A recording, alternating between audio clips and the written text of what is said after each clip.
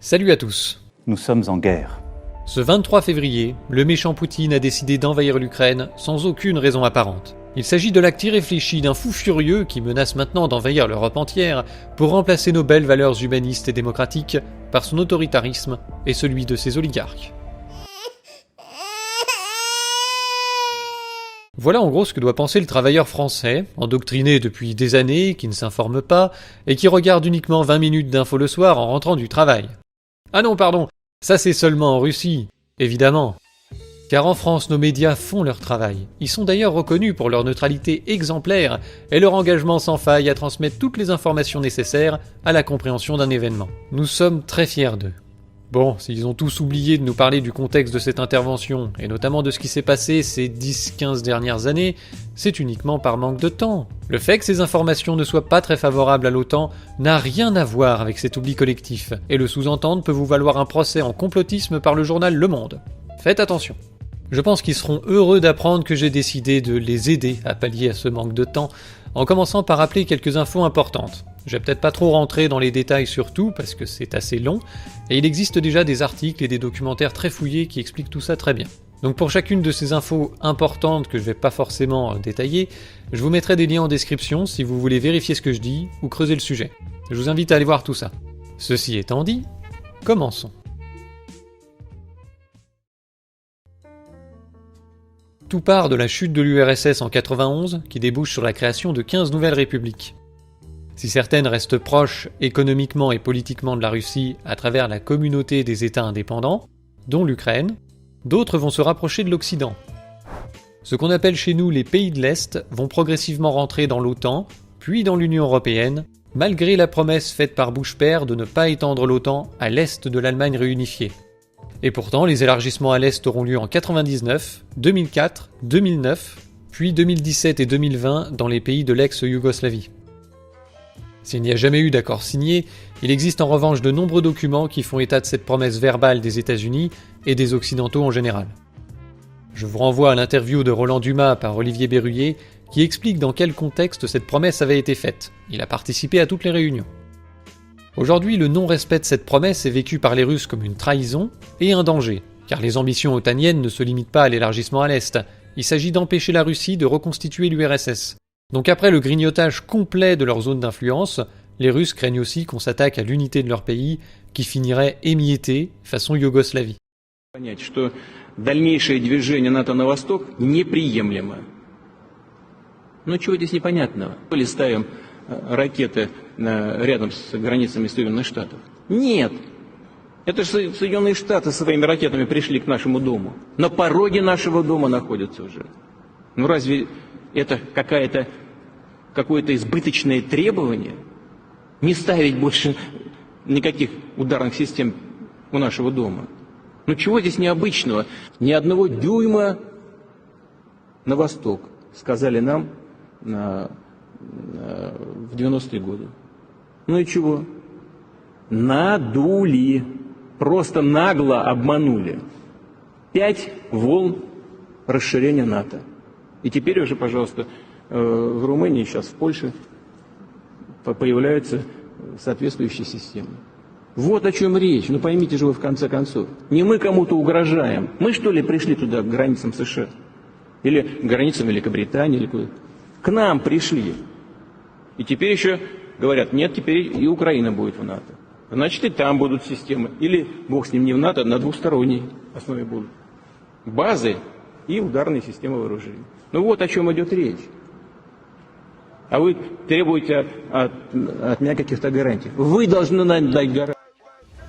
Dans le sens d'une neutralisation de l'influence russe, les États-Unis soutiennent et financent depuis 1991 des groupes politiques pro-européens dans toutes les anciennes républiques soviétiques. Ils le font en général par l'intermédiaire d'ONG comme la Fondation Carnegie, mais on va voir qu'il y en a beaucoup d'autres. En 2013, Victoria Nuland indiquait que ce financement avait dépassé 5 milliards de dollars depuis 1991, rien qu'en Ukraine. En 2000, suite à la mort de Boris Eltsine, Vladimir Poutine est élu à la tête d'une Russie largement tiers-mondisée, qu'il veut remettre sur les bons rails. En 2003, il tente de redynamiser la CEI en lançant le projet d'espace économique unifié, une espèce de zone de libre-échange qui concerne la Russie, l'Ukraine, le Kazakhstan et la Biélorussie.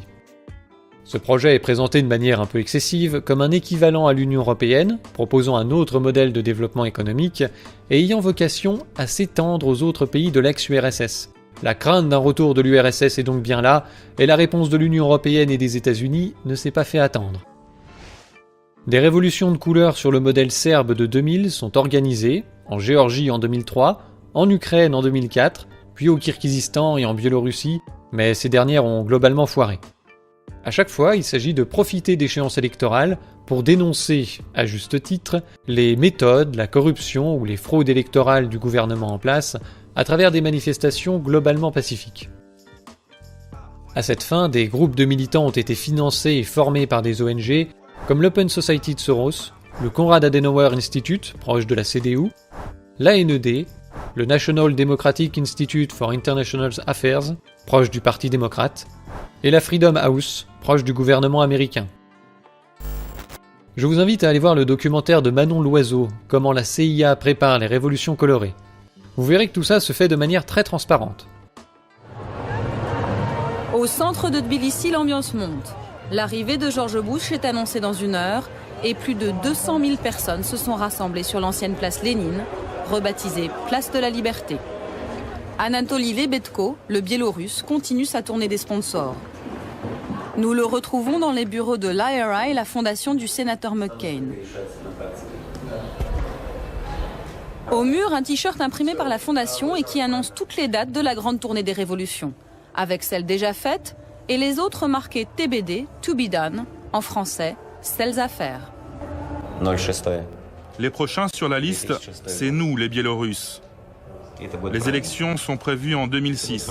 C'est un beau palmarès, non? Les prochains, c'est vous? Oui, c'est sûr, l'année prochaine, c'est pour nous. Pour sa première rencontre avec George Bush, Anatoly ne fera pas partie des invités qui comptent. Il lui reste une révolution à faire pour prétendre au carré VIP. Après avoir vu ce documentaire, vous comprendrez mieux pourquoi certaines ONG, soi-disant militantes des droits de l'homme et de la démocratie, sont chassées de la Russie et d'autres pays non alignés sur les États-Unis. Parce qu'au-delà des critiques légitimes qu'on peut faire à ces différents gouvernements, ces valeurs servent en fait de prétexte à l'avancée d'un agenda géopolitique. Et quand la méthode sournoise ne fonctionne pas, on sort du hangar 80 tonnes de pure démocratie pour aller faire une bonne guerre, pour aller libérer les opprimés. Irak, Libye, Syrie, Afghanistan, c'est sûr que la démocratie se porte mieux dans ces pays maintenant, hein. Très beau bilan. Reprenons. Avant cette révolution orange, de 1994 à janvier 2005, l'Ukraine est présidée par Leonid Kouchma. Il est partisan d'un rapprochement économique et stratégique avec la Russie. Il a répété à plusieurs reprises qu'il était le vassal de la Russie. C'était sur le ton de la plaisanterie, mais ça pose quand même le décor. Viktor Yanukovych, premier ministre de Kouchma de 2002 à 2005, est considéré comme son dauphin. Soutenu par Poutine et les russophones de l'Est de l'Ukraine, il sera le vainqueur contesté de l'élection présidentielle de fin 2004. Suite aux manifestations de la Révolution orange, les Occidentaux font pression pour l'organisation d'un deuxième second tour, qui aboutit cette fois à la victoire de son opposant pro-occidental, Viktor Youtchenko. L'ancien président Kouchma quittera l'Ukraine, par peur d'être inculpé pour des affaires de corruption et d'assassinat d'un journaliste. Quant à Yanukovych, il ne disparaît pas pour autant du paysage politique. Suite à une victoire aux législatives de 2006, il devient Premier ministre, cohabitant avec son opposant issu de la Révolution orange. Révolution dont les chefs ne cessent de se bouffer le nez. Les deux victors partagent la volonté de développer les relations avec l'Union européenne et la Russie en même temps. Ils sont en revanche divisés sur la question de l'adhésion de l'Ukraine à l'OTAN. De nouvelles élections anticipées mettront fin à cette cohabitation l'année suivante. Tout ça nous amène en 2010. Viktor Yanukovych se présente à nouveau à la présidence de l'Ukraine et il fait face à des héritiers de la Révolution orange divisés et discrédités dans l'opinion publique. Youtchenko, le président sortant, ne réunira que 5,45% des voix. Yanukovych remportera donc la présidentielle face à Yulia Tymoshenko, autre meneuse de la Révolution orange, qui dénoncera à nouveau des fraudes massives, sans que cela ne débouche sur de nouvelles manifestations, car les Occidentaux considèrent que ces élections avaient été loyales. Tymoshenko aura ensuite des petits ennuis avec la justice pour abus de pouvoir, détournement de fonds, assassinat, un classique. Il est donc important de noter que Yanukovych est reconnu par toute la planète, et y compris les Occidentaux, comme le président élu démocratiquement de l'Ukraine. C'est important pour la suite. Comme je le disais, Yanukovych est contre l'intégration de l'OTAN, mais souhaite développer les relations avec l'Union européenne et la Russie en même temps. Une politique contradictoire qui va vite rencontrer ses limites. 3 ans avant son élection, avaient débuté les négociations pour un accord d'association entre l'Ukraine et l'Union européenne. Ce sera l'élément déclencheur de la guerre en Ukraine. Les 2 parties au traité se sont engagés à coopérer et à faire converger leurs politiques économiques, leur législation et leurs règles communes, incluant des droits pour les travailleurs, des étapes vers la suppression des visas, ou encore l'accès à la Banque européenne d'investissement. Il s'agit donc d'une sorte d'accord de libre-échange préalable à l'adhésion de l'Ukraine à l'UE, mais qui entre en contradiction totale avec un autre accord de libre-échange, signé au sein de la communauté des États indépendants. Et comme on ne peut pas être dans 2 systèmes politiques et économiques en même temps, c'est l'heure du choix pour Yanukovych. Et il se trouve que l'accord signé avec l'Union européenne n'est pas franchement intéressant pour l'Ukraine. Déjà, il ne prévoit aucune aide financière, alors que la mise aux standards européens devrait coûter plus de 100 milliards de dollars à l'économie ukrainienne. L'ouverture des frontières va certes permettre de faire des économies sur les taxes à l'importation et de développer les exportations vers l'Union européenne, mais les exportations de qui ? Parce qu'en fait, ce qui va se passer, c'est que les entreprises ukrainiennes peu compétitives vont se faire grand remplacer par les multinationales de l'Ouest qui viendront aussi profiter de la main-d'œuvre pas chère. Donc il s'agit d'un projet d'exploitation complet. Quant au secteur agricole, point fort de l'Ukraine, il est malheureusement le moins ouvert du marché commun, donc il n'y a pas grand intérêt à tirer de ce côté-là. Enfin, il y a aussi des exigences politiques, la libération de Yulia Tymoshenko, considérée comme une prisonnière politique par l'Union européenne, et des réformes sur la gestion de l'État, dans un pays considéré comme l'un des plus corrompus du monde, ce qui n'arrangera pas la classe politique qui profite de ce système. Quant à la libre circulation des personnes, qui est l'espérance majeure des Ukrainiens pro-Union européenne, qui souhaitent pouvoir voyager et travailler dans tout le marché commun, ça ne fait pas partie de l'accord. Et pour finir, le cœur de cet accord implique la perte totale de la souveraineté ukrainienne au profit d'agences supranationales, le Conseil d'association et le Comité sur le commerce, intronisés au-dessus de la Constitution et des lois du pays en tant qu'autorité décisionnelle. C'est donc un projet d'exploitation complet, c'est la démocratie européenne dans toute sa splendeur. Des technocrates non élus qui viennent t'expliquer comment faut gérer ton pays dans l'intérêt des multinationales, évidemment. De son côté, la Russie faisait une proposition nettement plus avantageuse. Outre la levée des barrières douanières avec la Russie, qui représente aussi un marché très important pour l'Ukraine, elle offrait un rabais de 30% sur le prix du gaz et un prêt de 15 milliards de dollars à l'Ukraine, qui était alors au bord du défaut de paiement. Quant aux contreparties, elles seraient négociées plus tard, au fil de l'eau, après les élections de 2015, garantissant à Yanukovych les meilleures conditions pour sa réélection. Le choix était donc évident. Fin novembre 2013, une semaine avant la signature, Yanukovych a mis au panier l'accord d'association avec l'UE qui allait soumettre son pays et détruire son économie. Et il a signé la proposition russe, qui aurait probablement débouché sur une intégration de l'Ukraine à l'Union économique eurasiatique qui verra le jour en 2015. Mais l'Ukraine ne rejoindra jamais l'Union eurasiatique. Immédiatement après son refus de l'accord avec l'Union européenne, la place Maïdan, épicentre de la révolution orange de 2004, se remplit à nouveau de manifestants pro-UE. Et on retrouve les mêmes à la manœuvre qu'en 2004, les ONG sont là. L'International Renaissance Foundation, une antenne de l'Open Society de Soros, organise les manifestations avec l'opposition pro-UE, dont on va découvrir les leaders dans un instant. À nouveau, les diplomates américains et européens apportent leur soutien, leur pression et leur financement. Tout marche comme d'habitude donc, sauf que cette fois il y a un nouveau Pokémon dans la partie. Des groupes néo-nazis participent aux manifestations. Et quand je dis néo-nazis, c'est pas un euphémisme, c'est croix gammée, salut nazi, passion pour le Troisième Reich, etc. Il faut noter que les nazis sont en effet perçus et commémorés dans certains pays de l'Est comme des libérateurs du joug soviétique. Et à ce sujet, la Russie s'amuse régulièrement à mettre le nez des Occidentaux dans leur merde en proposant des résolutions à l'ONU pour condamner ces commémorations, qui sont signées par la quasi-totalité des pays de la planète, sauf les pays de l'Union européenne, qui s'abstiennent par solidarité européenne. Et après, c'est les mêmes qui viennent nous faire la morale sur le barrage à l'extrême droite en France. Ces groupes néo-nazis ne sont pas spécialement pro-Union européenne, certains sont même contre toute intégration, ce sont avant tout des nationalistes qui veulent une Ukraine indépendante et conquérante sur le plan militaire. Par contre, ils sont viscéralement anti-russes, et donc forcément opposés au rapprochement avec la Russie, signé par Yanukovych, qu'ils perçoivent comme un retour de l'URSS, d'où leur présence dans ces manifestations. Les manifestations commencent fin novembre 2013, et pendant 2 mois, la violence va monter crescendo, alimentée d'abord par la répression du gouvernement. Peu à peu, le manifestant lambda va cesser de venir, et les groupes néo-nazis, n'ayant pas peur de la castagne, vont prendre de plus en plus de place dans la contestation. Après un pic de violence fin janvier 2014, Yanukovych va tenter une sortie de crise un peu plus diplomatique que de taper sur les gens. Les lois répressives contre les manifestants votées à l'occasion de l'Euromaïdan sont abrogées, il y a une amnistie pour les manifestants, et il propose de former un gouvernement avec 2 des 3 leaders du mouvement. Il est donc temps de les rencontrer. Voici donc le premier, Arseny Yatsenyuk, président du parti de Yulia Tymoshenko, député et ancien candidat à la présidentielle de 2010. Il devait devenir Premier ministre. Notons qu'il possède et dirige une fondation qui est financée par l'OTAN et le ministère des Affaires étrangères américain et polonais. Vitali Klitschko, ancien boxeur professionnel et député allié au parti de Yulia Tymoshenko, sa carrière politique est soutenue par l'Allemagne via la fondation Konrad Adenauer. Il devait devenir vice-premier ministre. Ils ont tous 2 refusé la proposition de Yanukovych.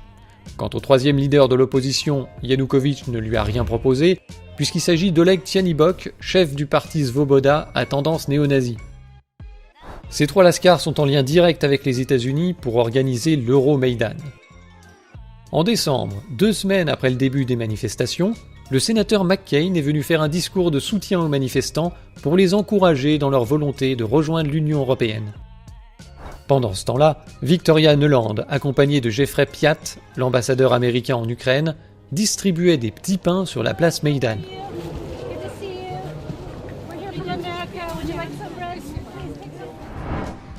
Tout ce petit monde a régulièrement tenu réunion pour voir comment il pouvait débloquer la démocratie, comme dirait l'autre. Évidemment, ces leaders ont aussi reçu la visite et le soutien de responsables allemands, canadiens, français et bien sûr de l'Union européenne.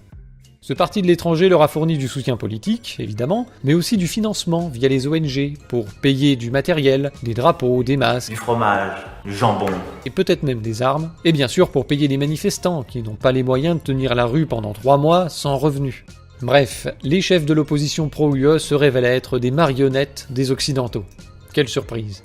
Donc ils sont pas là pour travailler en bonne intelligence avec Yanukovych dans l'intérêt de l'Ukraine. En fait, ils veulent le dégager pour installer à la place un gouvernement pro-occidental. Et là, il faut rappeler qu'Yanukovych avait été élu démocratiquement, selon les standards occidentaux, il a été reconnu comme tel, et des élections devaient avoir lieu seulement l'année suivante. Donc ils auraient pu attendre les élections et se présenter. Bah non, on va renverser le gouvernement. Suite à cet échec de sortie de crise de fin janvier 2014, les manifestations vont se poursuivre et la violence va encore monter d'un cran.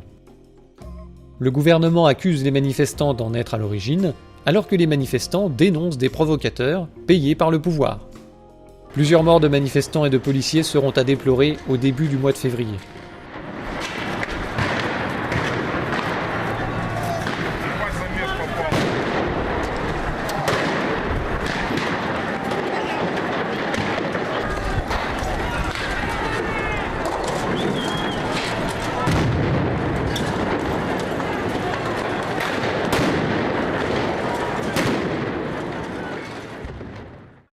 En réponse, le ministère de l'Intérieur dénonce une tentative de coup d'État et autorise les policiers à faire usage de leurs armes. Ce qui nous amène à la journée cruciale du 20 février, où des tirs de snipers vont faire de nombreux morts, parmi les manifestants, mais aussi parmi les policiers, et plus de 500 blessés. Des éléments indiquent qu'une partie des tirs provenait bien des manifestants et tiraient sur les 2 bords en même temps. Il n'est pas impossible que des snipers aient tiré sur les policiers et sur les manifestants pour provoquer la panique et un carnage. Car en effet, ce jour est particulier, au même moment se tenaient des négociations, obtenues d'ailleurs sous la menace de sanctions européennes, entre Yanukovych, les chefs de l'opposition, les ministères des Affaires étrangères allemands, polonais et français, et un représentant de la Russie. Vous pensez bien que le fait qu'il y ait 40 morts parmi les manifestants au matin des négociations, alors que Yanukovych avait promis un cessez-le-feu, ça n'a pas vraiment joué en sa faveur. Le lendemain de ces négociations, 21 février, un accord est signé entre les parties, sauf la Russie, et qui conduira à la libération de Yulia Tymoshenko et à la fuite de Viktor Yanukovych vers la Russie. Je vous fais grâce des détails administratifs. À partir de là, le champ est libre pour les États-Unis qui vont prendre en main le pays en cohabitation avec les milices néo-nazis. Dans un enregistrement piraté et diffusé par les Russes d'une conversation téléphonique entre Victoria Nuland et Jeffrey Piat, vous savez, ceux qui distribuaient les petits pains sur le Maïdan, eh bien on entend ces deux dirigeants américains sélectionner le prochain gouvernement ukrainien. Alors Tianibok est bien sûr trop sulfureux, Klitschko trop inexpérimenté, mais Yatsenyuk, il est très bien, c'est très bien Yats, c'est un banquier, on prend. Et puis il y a Petro Poroshenko, un milliardaire du chocolat, ancien ministre. Apparemment les gens l'aiment bien et lui font plus confiance qu'au reste de la classe politique. Notons qu'il a aussi soutenu et financé l'Euromaïdan, tout comme il l'avait fait pour la révolution orange de 2004. Il est parfait, on le prend. Et comme par hasard, ils seront tous deux premiers ministres et présidents de l'Ukraine, comme prévu dans l'enregistrement. Tant pis pour la démocratie, c'est pas grave, on leur pardonne, ils sont pro-occidentaux. Bien sûr, cette information n'a pas du tout été traitée dans les médias français et occidentaux en général. Ils ont parlé de l'enregistrement, mais seulement pour s'émouvoir que Victoria Nuland ait dit à l'Union Européenne d'aller se faire foutre. Nul doute qu'ils seront plus loquaces si Poutine s'amuse à choisir le prochain gouvernement ukrainien dans les semaines qui viennent. Alors là, on les entendra chialer sans limite sur les atteintes à la démocratie.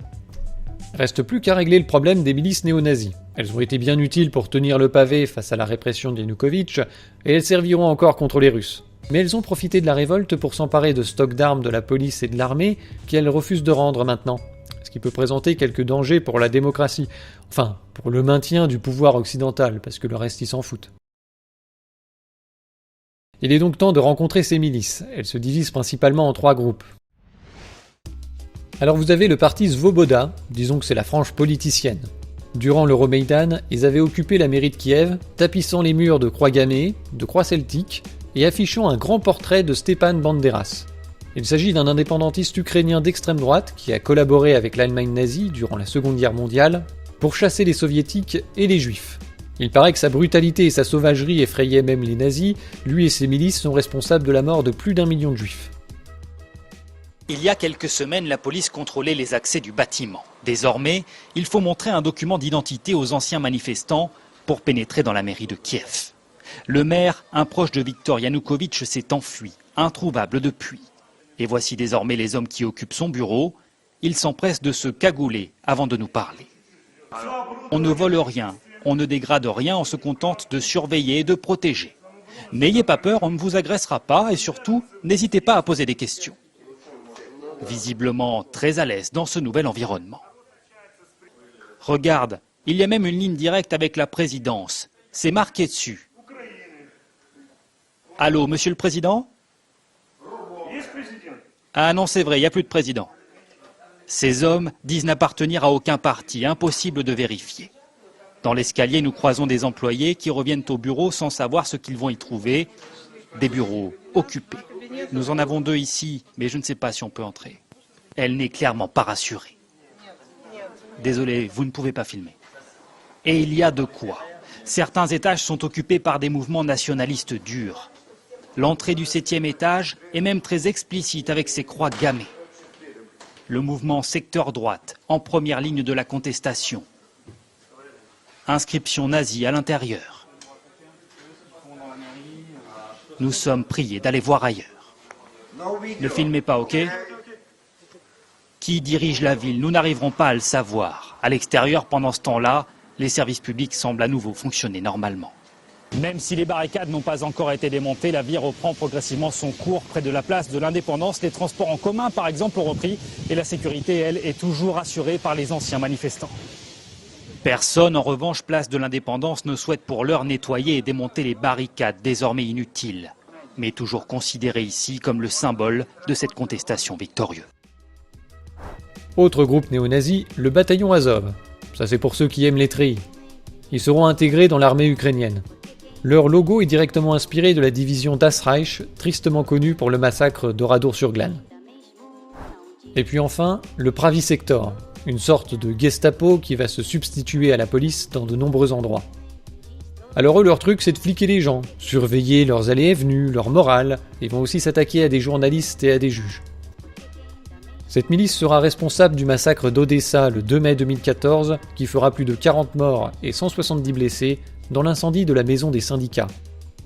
Les victimes sont des manifestants pro-russes et communistes qui campaient devant ce bâtiment pour protester contre l'Euromaïdan et les politiques anti-russes qui ont suivi. Je vous invite à aller voir le documentaire « Ukraine, les masques de la révolution » de Paul Morera. Il vous présente ces 3 charmantes milices et revient en détail sur le déroulé du massacre d'Odessa. L'accord de fin février, qui met fin à l'Euromaïdan et qui a mené à la fuite de Yanukovych, contenait aussi 2 engagements, signés, je le rappelle, par les observateurs occidentaux, qui s'étaient engagés à les faire respecter. Un gouvernement provisoire d'union nationale devait être nommé et des élections législatives anticipées devaient être organisées. Rien ne sera respecté. Au lieu de ça, Yatsenyuk est nommé Premier ministre par le Parlement, sans nouvelles élections, et bien sûr sans aucune pression extérieure, bien entendu. Les milices néo-nazis manipulées par l'Occident n'ont pas du tout fait pression sur les députés, non. Yatsenyuk va nommer un gouvernement d'union nationale qui n'en a que le nom, puisque la quasi-totalité des ministres viennent en fait des provinces de l'Ouest. Au niveau de la composition, c'est un subtil mélange d'européistes, d'ultralibéraux, de néo-nazis et de voyous. Je vous laisserai aller lire leur pédigré. 4 ministres sont membres du parti Svoboda. D'autres membres de ce parti seront nommés à des postes clés de l'État dès 2014 ou bien par la suite. Notons par exemple la nomination en 2016 d'Andrei Paroubi à la présidence du Parlement. Oh, c'est personne, c'est juste le fondateur en 91 du parti Svoboda, qui s'appelait à l'origine le Parti national-socialiste d'Ukraine. On vous en a pas parlé dans le journal Le Monde ? Oh, c'est dommage. Ce charmant gouvernement, élu par personne et à la légitimité inexistante, va pourtant signer partiellement l'accord d'association avec l'UE sans demander l'avis aux Ukrainiens, et encore moins aux Ukrainiens de l'Est. Bien loin de s'émouvoir de ce manque de démocratie, l'UE est ravie de signer l'accord, et elle en profite pour ouvrir unilatéralement ses frontières aux produits ukrainiens. Et dans la foulée, l'Ukraine espère obtenir un prêt de 15 milliards de dollars du FMI, avec lequel elle est actuellement en négociation. Et oui, les 15 milliards que la Russie ne va pas prêter, il va bien falloir les trouver quelque part si l'Ukraine veut éviter le défaut de paiement. L'organisme international imposera en échange un plan d'austérité. Une hausse du prix du gaz, l'augmentation de l'âge de la retraite et la privatisation des mines publiques sont d'ores et déjà annoncées. Les pauvres Ukrainiens se sont donc bien fait niquer. Vous l'avez compris, c'est le début d'une nouvelle vague de corruption et de pillage du pays par des oligarques locaux et des étrangers occidentaux. Car curieusement, un certain nombre de responsables de la haute administration américaine, comme Nancy Pelosi ou Joe Biden, vont juger bon d'envoyer leur progéniture dans ce pays pauvre pour aller y faire des affaires. On les retrouvera tous mêlés au bout de quelques années à des affaires de corruption en tout genre, à tel point que Joe Biden a dû intervenir pour faire virer un procureur qui enquêtait sur son fils. Celui-ci était membre du conseil d'administration de l'entreprise gazière Burisma. I went over, I guess the 12th, 13th time to Kyiv, and I was supposed to announce that there was another $1 billion loan guarantee. And I had gotten a commitment from Poroshenko and from Yatsenyuk that they would take action against the state prosecutor, and they didn't. So they said they were walking out to the press conference. I said, "No," I said, we're not going to give you the $1 billion. They said, "You have no authority. You're not the president." The president said. I said, "Call him." I said, "I'm telling you, you're not getting the $1 billion." I said, "You're not getting the $1 billion. I'm going to be leaving here." And I think it was, 6 hours? I said, "I'm leaving in 6 hours. If the prosecutor's not fired, you're not getting the money." Well, son of a bitch. Got fired. And they put in place someone who was solid at the time. Si vous voulez plus de détails sur tous les sujets que je viens d'évoquer, peut-être un peu rapidement, autour de l'Euromaïdan, je vous renvoie aux nombreux articles du blog Les Crises d'Olivier Berruyer. Il y en a une 50aine, faut tout lire. Il a aussi fait une série de documentaires extrêmement détaillés sur l'affaire Burisma, impliquant le fils Biden. Ça peut être le bon moment pour aller voir ça. En mars 2014, Olivier résumait déjà très bien la situation et les risques considérables qu'elle faisait peser sur la paix en Europe. Et probablement. J'aimerais rebondir sur un ou deux points. Sur le côté impuissance, je partage qu'à moitié. Il n'y a pas une impuissance, il y a une volonté très claire de toute une partie des bureaucrates de Bruxelles d'aller détacher l'Ukraine. Ça a été fait sciemment d'aller faire un accord de partenariat et d'association et de libre-échange avec l'Ukraine. Je rappelle qu'en Ukraine, attendez, l'accord, c'est ce qui a mis le feu aux poudres. L'accord, il allait être signé à Vilnius fin novembre. Oui, enfin... Attendez, c'est pas enfin. Faut savoir aussi au niveau du libre-échange avec l'Ukraine, le salaire minimal ukrainien, c'est 30% de moins qu'un salaire chinois. Et le salaire moyen, c'est à peu près du même ordre d'idée. Alors faire du libre-échange dans ces conditions-là, il faudrait aussi qu'on demande l'avis aux Européens pour savoir s'ils sont d'accord. Deuxième point, c'est une volonté farouche d'une partie de la Commission d'élargir à outrance l'Union européenne. Ils veulent l'Ukraine, on est en train de négocier avec la Géorgie, traité d'association avec la Géorgie. Je ne sais pas s'ils vont faire l'Afghanistan d'ici 5 ans, mais enfin, c'est quand même délirant. Et la différence entre Bruxelles et le TGV, j'ai envie de dire, pour reprendre ce qu'a dit Herman Van Rompuy, c'est que quand le TGV déraille, au moins il finit par s'arrêter. Ce que ne fait absolument pas Bruxelles. Et c'est extrêmement inquiétant. Je ne sais pas si je peux montrer quelque chose à l'écran. J'espère qu'on va le voir. Oui, pour ceux qui nous voient à la télévision. Oui, je vais décrire pour les autres. C'est pas très compliqué. Ce monsieur est le président du parti Svoboda Liberté, qui a donc le tiers des sièges du gouvernement ukrainien. On le voit faire un très joli salut nazi. Le même monsieur a été mis en 2012 dans le top 10 des antisémites du centre Simon Wiesenthal. Il était avec les Iraniens. Pourquoi ? Parce qu'il a gentiment déclaré, ce monsieur, qu'il fallait purger 400 000 juifs en Ukraine. Il fallait s'attaquer à la mafia juive moscovite. En 2005, il fait une lettre ouverte où il dit qu'il faut stopper les activités criminelles de la juiverie organisée. En 2012, le quart des députés israéliens, 25% de la Knesset, écrit à Martin Schulz au niveau du Parlement européen en disant il ne faut pas s'associer avec ce parti-là qui est un parti néo-nazi. Qu'est-ce qu'on a vu il y a 3 semaines ? On voit Laurent Fabius qui le rencontre et qui négocie avec. Mais c'est quoi ce délire ? C'est ça nos valeurs au niveau de l'Union européenne ? On a un gouvernement putschiste, allez, la dernière. On voit une partie des manifestants, évidemment qu'il y avait plein de manifestants pacifiques. Ça, c'était une partie aussi des forces d'autodéfense des manifestants ukrainiens où on voit quelqu'un avec un fusil en train de tirer sur les forces de l'ordre. Je rappelle que Maïdan, c'est 500 policiers hospitalisés, dont 150 pour des blessures par balle, dont 17 sont morts par balle. Donc vraiment, il y a eu une espèce de coup d'État là-dedans. Je répète que le tiers du gouvernement actuel ukrainien est composé de ces personnes-là, de ces néo-nazis, donc qui ont été rencontrés, qui discutent avec Catherine Ashton, dont on parlait tout à l'heure. On trouve ça normal. Moi, c'est sûr que je comprends un petit peu les Russes. Cette idéologie-là, ça fait 27 millions de morts en Russie. On a un peu tendance à l'oublier. C'est sûr qu'ils sont un petit peu sensibles sur la question. Au lieu d'avoir une attitude équilibrée là-dedans, comme le demande Kissinger, comme le demande Hélène Carrère d'Ancos il y a encore quelques jours sur BFM, comme le demande Hubert Védrine, c'est-à-dire quelle est la position de l'Ukraine quand on regarde un petit peu, c'est un pays extrêmement éclaté à l'intérieur. Il y a l'Ouest qui est vraiment pro-occidental. Malheureusement, les néo-nazis sont aussi dans cette partie-là. Il y a l'Est qui est pro-russe. Évidemment que la solution d'équilibre, c'est de dire que ce pays-là doit être, entre guillemets, finlandisé, doit rester neutre et doit absolument pas intégrer un camp ou l'autre, ou en tout cas, il doit y avoir des discussions en commun sur ce sujet-là. Est-ce qu'on fait ça ? Pas du tout. Qu'a dit Catherine Ashton ? Qu'on allait dardard signer avec ce gouvernement totalement illégitime un accord d'association avec l'Union européenne sans demander aux Ukrainiens ce qu'ils en pensent. Mais on est en plein délire. Est-ce qu'ils ont décidé de fêter le centenaire de 1914 en nous foutant de nouveau le feu en Europe ? Parce qu'en Ukraine, il y a ce qu'il faut pour faire une nouvelle Yougoslavie quand même.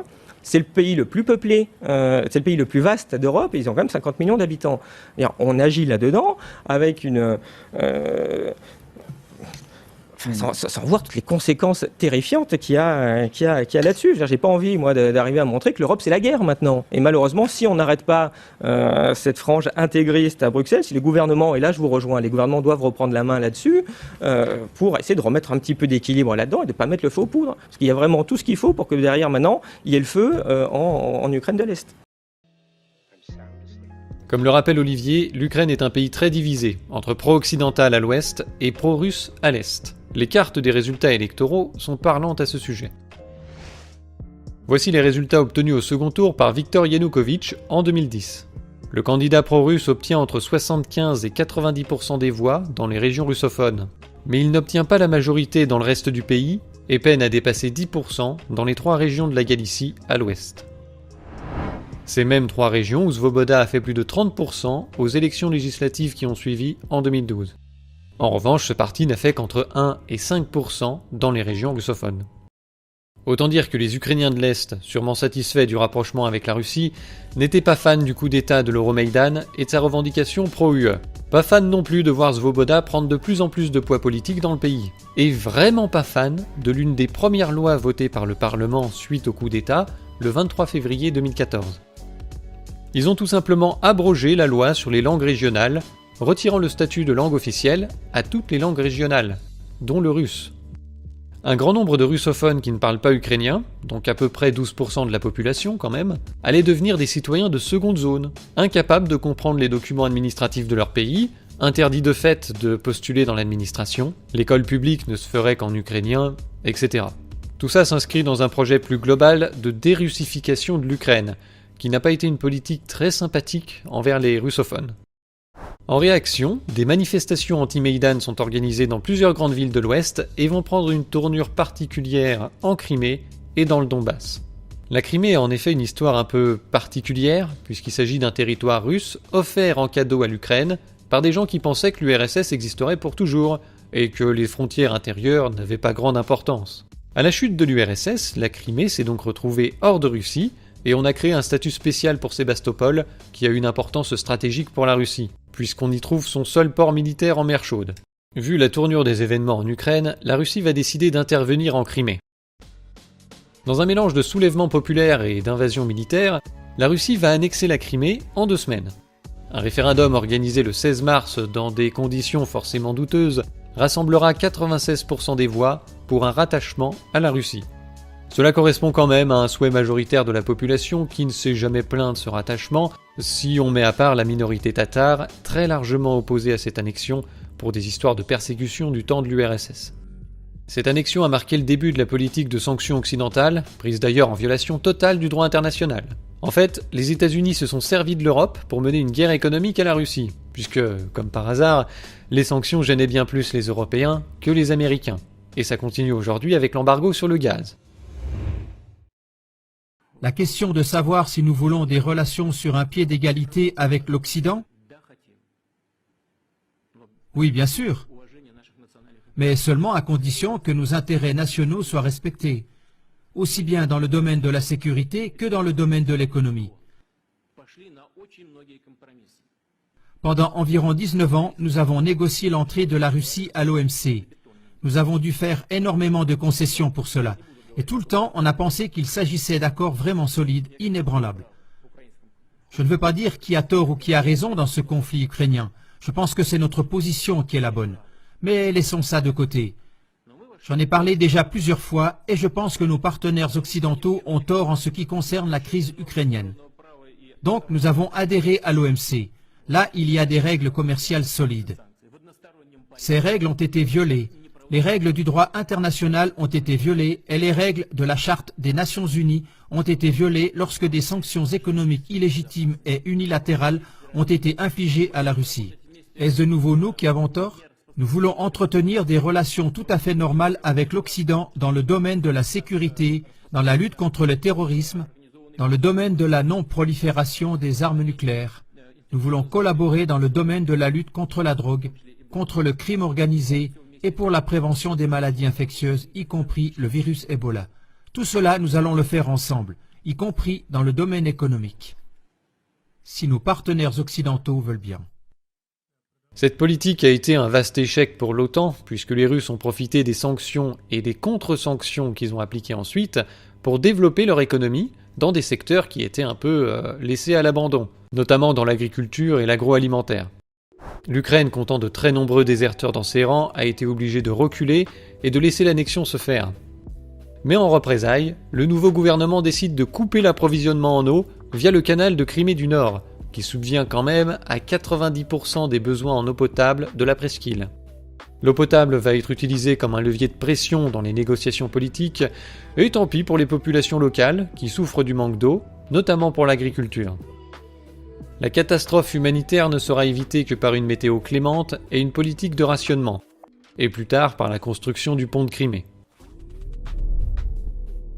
Dans le documentaire de Paul Morera, vous pourrez voir que le Pravi Sector s'était octroyé le droit d'organiser un blocus de la frontière avec la Crimée.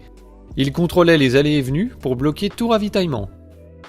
Donc non content d'essayer de faire crever de soif les gens, il voulait aussi les faire crever de faim. Mais il y a pire, puisque de son côté le Donbass aura moins de chance. 2-3 semaines après l'annexion de la Crimée, les manifestations anti-Maïdan vont se transformer en insurrection armée contre le gouvernement de Kiev. Ça débouchera sur la proclamation de la République populaire de Donetsk le 7 avril, puis la République populaire de Lugansk le 11 mai. Début mai, l'armée ukrainienne intervient dans la zone, accompagnée du bataillon Azov et du corps des volontaires ukrainiens, une émanation du Pravi Sector. Ils vont combattre une insurrection soutenue matériellement par la Russie. L'armée ukrainienne présente sur place, contenant donc une majorité de russophobes venus de l'Est, ils vont traiter les civils sur place comme des ennemis, n'hésitant pas à les bombarder et à les harceler de toutes les façons possibles dans leur quotidien. Et quand je dis harceler, c'est un euphémisme. On peut citer le cas extrême du bataillon Tornado, qui va se distinguer par un usage systématique du pillage, du viol et de la torture sur des personnes soupçonnées d'être des séparatistes, ou pour obtenir des informations. Kiev n'aura pas d'autre choix que de dissoudre cette unité sous la pression internationale, vu que ces abrutis ont filmé leurs exactions. Pour le reste, je vous renvoie au documentaire Donbass d'Anne-Laure Bonnel, qui est allé recueillir le témoignage des civils début 2015, après qu'ils aient passé 8 mois à vivre dans des caves à cause des bombardements de Kiev. En effet, le président Petro Porochenko, présélectionné par les Américains, sera élu en juin 2014, donc juste après les insurrections. Il va prononcer un discours au sujet de la crise dans le Donbass et de sa vision d'un règlement du problème. Тому що у нас робота буде, у них немає. У нас пенсії будуть, у них немає. У нас піклування під дітей, під людей, під пенсіонерів, під дітей буде, у них немає. У нас діти підуть до школи і до дитячих садків, у них вони будуть сидіти в підвалах, бо вони нічого не вміють робити. І так, і саме так ми виграємо цю війну. Porochenko, puis son successeur Zelensky, qu'on nous présente aujourd'hui comme des héros protégeant le peuple ukrainien de l'invasion russe, ont en fait bombardé leur peuple pendant 8 ans, sans que cela ne suscite la moindre émotion dans nos belles démocraties attachées aux droits de l'homme. Il est amusant de voir aujourd'hui le PNJ se réveiller sur ordre des médias pour venir en aide au petit peuple ukrainien, et ça étale sa moraline partout où ça peut, hein. C'est charmant, mais on s'occupera de ces connards dans une autre vidéo où je vous présenterai ma recette de cuisine préférée, l'hypocrite en croûte de sel. Au cours de ces 8 années de guerre dans le Donbass, la seule porte de sortie vers la paix ont été les accords de Minsk de 2015. 13 points qui devaient permettre de restaurer les frontières de l'Ukraine, donner plus d'autonomie aux provinces de Donetsk par une décentralisation du pays, amnistier les insurgés, organiser un cessez-le-feu, retrait des troupes étrangères, etc. Ces accords sont signés par l'Ukraine, la Russie, les représentants des 2 provinces rebelles, ainsi que par la France et l'Allemagne qui jouent un rôle de médiateur. C'est ce qu'on appelle le format Normandie, vous avez peut-être entendu cette expression dans les médias.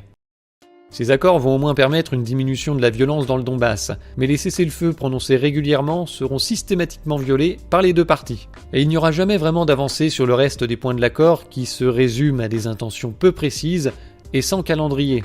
Donc, chacun veut que l'autre applique d'abord les points contraignants de l'accord avant de faire sa partie. Chacun prétend que ses actes dans la zone sont légitimes et correspondent à l'esprit de l'accord, alors que la partie adverse n'est pas de cet avis. En somme, on tourne en rond. Il ne faut pas voir les accords de Minsk comme un contrat, listant une série de choses suffisamment précises pour qu'on puisse dire à la fin qui a tenu ses engagements ou pas. Un certain nombre de points sont complètement ambigus et laissent à interprétation, et d'autres sont carrément inapplicables. Restaurer les frontières de l'Ukraine, ça implique un retour de la Crimée dans l'Ukraine, et ça n'arrivera jamais. La décentralisation du pouvoir en Ukraine par un amendement de la Constitution, ça nécessite un accord des 2/3 du Parlement qui n'a jamais été obtenu, parce que cela mettrait l'Ukraine dans les mains de la Russie, du fait de la prépondérance économique et démographique des régions pro-russes. Bien que celle-ci soit en train de se détacher du pays dernièrement. Il apparaît clairement que la Russie, outre qu'elle exige l'autonomie du Donbass, s'emploie à relancer la vieille idée de faire de l'Ukraine une fédération, où des décisions stratégiques comme l'adhésion à l'Union européenne ou à l'OTAN seraient impossibles sans l'accord de tous les membres, le but étant de s'ingérer dans les affaires de l'Ukraine. Volodymyr Zelensky se fait élire en 2019 sur une promesse de paix dans le Donbass. Ce n'est pas un échec, ça n'a pas marché. car en effet, son élection sera l'occasion d'organiser une nouvelle réunion au format Normandie en décembre, pour essayer de relancer les accords de Minsk. Il y aura d'ailleurs une nouvelle tentative du même type juste avant l'invasion russe en 2022, avec une très belle mise en scène de Macron. J'ai un peu l'impression que ces discussions ont surtout montré que les compromis étaient impossibles. Pour reprendre l'exemple de la Crimée, on est d'accord qu'elle est soit russe, soit ukrainienne. Ça peut pas être les deux en même temps, sauf si on s'appelle Macron. Et si aucune des parties n'est prête à lâcher le morceau, il peut pas y avoir de paix possible. À partir de là, il y a que deux solutions pour résoudre totalement le conflit. Soit l'Ukraine reprend le Donbass et la Crimée par la force, soit c'est la Russie qui éclate l'Ukraine. Les deux parties semblent s'être orientées vers des méthodes de résolution des conflits un peu moins basées sur les stylos et un peu plus sur les tanks. À l'été 2021, l'Ukraine va torpiller le processus de discussion sur les accords de Minsk, et la Russie va l'accuser de préparer une attaque d'envergure pour récupérer le Donbass. 60 000 soldats ukrainiens auraient été envoyés dans la zone. En parallèle, la Russie va masser ses troupes à la frontière, et l'Ukraine va l'accuser de préparer une invasion du pays pour la fin janvier. Ce qui est totalement faux, ce sera pour la fin février. La plupart des observateurs pensaient que Poutine se contenterait d'annexer le Donbass, mais à la surprise générale, il a lancé une invasion de l'Ukraine sur 3 fronts, avec l'intention de régler totalement le problème par une solution russe. Dans le discours d'une petite demi-heure qui a été publié le jour de l'invasion, et que je vous recommande d'aller voir, il donne les motifs et les objectifs de guerre. Alors premièrement, il s'agit bien sûr d'empêcher une nouvelle extension de l'OTAN vers l'Est. L'intégration de la Biélorussie et de l'Ukraine dans l'OTAN ou dans l'UE est un motif de guerre pour la Russie. Ça c'est une ligne rouge que Poutine a fixée depuis 2007 dans son discours de Munich. On peut ne pas l'écouter, mais faut pas se plaindre du résultat. Ensuite, il y a bien sûr la défense des populations locales, qui subissent selon lui un génocide. Le terme est toutefois excessif, bien qu'il y ait des personnes en Ukraine pour proposer une épuration ethnique de ces territoires. Par contre, on a vu que l'Ukraine préparait une offensive majeure dans le Donbass, donc effectivement ça n'aurait pas arrangé la vie des populations locales. Troisième objectif, dénazification et démilitarisation de l'Ukraine. Alors là, il faut quand même noter que l'Ukraine n'est pas un pays nazi. Après ses bons scores en 2012, le parti Svoboda a pris une tôle en 2019. Donc les milices nazies et leur idéologie sont en fait minoritaires dans le pays, mais de par la terreur qu'elles font régner et leur utilité pour aller casser du russe, elles ont un point important dans la gestion du pays, et certains de leurs membres occupent des postes très importants dans l'administration. Donc ça doit être ces gens-là que Poutine veut dégager. Et enfin, dernier point, il faut interpréter un petit peu ce qu'il dit, mais il semble que la finalité de cette guerre soit de transformer l'Ukraine en fédération, afin de pouvoir bloquer toute possibilité d'intégration de ce pays dans l'OTAN ou dans l'Union européenne, puisqu'il faudra obtenir l'unanimité des régions. Mais selon le déroulé des événements, peut-être qu'on nous ressortira d'un tiroir le projet de Nouvelle Russie qui prévoit un découpage du pays. Et dans son discours, lui aussi nous sort les violons de la démocratie et du respect des peuples à l'autodétermination. À deux doigts de nous expliquer qu'il a envahi l'Ukraine pour organiser un référendum. Ça m'étonnerait pas qu'il le fasse, en fait. Alors oui, la guerre, c'est mal, et certains s'arrêteront à ça. Mais on ne peut pas dénoncer l'invasion russe sans dénoncer les motifs qui ont conduit à cette invasion et que les médias ont consciencieusement oublié de nous expliquer. Par manque de temps, manque de temps. Les responsables des guerres ne sont pas ceux qui les déclenchent, mais ceux qui les rendent inévitables. Le mépris des Occidentaux pour les demandes et les intérêts russes, leur non-respect de leurs promesses envers la Russie, leurs ingérences répétées en Ukraine et surtout le coup d'État de l'Euromaïdan ont causé la guerre et ont rendu inévitable l'invasion russe. Je rappelle quand même que ce coup d'État a été fomenté pour forcer ce pays à rentrer dans l'Union européenne, sans référendum et sans nouvelles élections sur le sujet. Qu'on vienne plus me dire que faire l'Europe c'est faire la paix, parce qu'aujourd'hui l'Union européenne cause des guerres pour s'étendre. Qu'on ne vienne pas me dire non plus que la Russie s'attaque à une décision démocratique de l'Ukraine de rejoindre l'UE. Ça c'est du bidon. Faut arrêter maintenant avec ces histoires de démocratie, il s'agit pas de ça. Il s'agit de deux puissances qui s'affrontent pour la défense de leurs intérêts. Dans ce conflit précis, l'OTAN tient le rôle d'agresseur et la Russie de défenseur, même si c'est la Russie qui envahit l'Ukraine. Parce qu'en fait c'est la Russie contre l'OTAN, et l'Ukraine là-dedans c'est qu'un décor. Il faut pas confondre les joueurs d'échecs et le plateau de jeu. Puis il y a les pions aussi. Sans le coup d'État de l'Euromaïdan, aujourd'hui la Crimée et le Donbass seraient toujours en Ukraine. Donc c'est bien l'OTAN qui fout le bordel, et la Russie qui réagit après. Et elle a su saisir la balle au bond pour transformer une menace en opportunité pour elle. Aujourd'hui son invasion rebat les cartes et fait passer l'OTAN en posture défensive. Avant il s'agissait de conquérir du terrain pour l'OTAN, et maintenant il s'agit de ne pas reculer. La suite de l'histoire reste à écrire. Les populations là-dedans ne sont que des fourmis sous les pieds des géants. Ce sont des pions ou des victimes. Agitées par la peur, la compassion ou le patriotisme, elles vont se battre pour des intérêts qui les dépassent en pensant défendre des valeurs.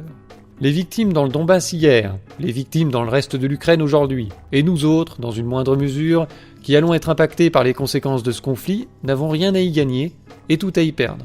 D'ailleurs, on nous a rien demandé. Vous êtes d'accord pour que l'Ukraine entre dans l'Union européenne et dans l'OTAN ? C'est probablement la première fois que vous vous posez la question. On nous a pas demandé notre avis, mais c'est à nous d'assumer les conséquences. C'est à nous de mettre un pull, faut donner de l'argent, faut accueillir les réfugiés, faut même aller se battre. Alors oui, maintenant que le dentifrice est sorti du tube, il va bien falloir assumer certaines conséquences. Mais vous devez comprendre que la meilleure façon d'assurer la paix, si c'est ce qui vous intéresse, ce n'est pas de provoquer davantage les Russes. La première chose à faire, c'est de demander des comptes à ceux qui ont foutu le bordel à l'origine en 2014 et qui ont jeté de l'huile sur le feu pendant 8 ans. Une fois qu'on aura fait ça, on pourra dire aux Russes de se calmer. Mais au lieu d'avoir cette position équilibrée, un certain nombre de personnes se croient plus dignes et nobles de suivre des criminels de guerre dans leur croisade contre les Russes comme des moutons à l'abattoir. Mais c'est pour la paix, c'est pour la démocratie, c'est pour l'Europe. Ça mérite bien une bonne guerre. Je vous remercie d'avoir suivi cette longue vidéo jusqu'au bout. Vous devinerez qu'elle m'a demandé beaucoup de travail et d'efforts auxquels vous pouvez contribuer via Tipeee. Vous pouvez aussi faire un tour sur notre boutique d'artisanat. On vient de référencer du café et du thé de la meilleure qualité, comme d'habitude. Mais je vous en reparlerai sans doute dans de meilleures circonstances. Sur ce, à la prochaine.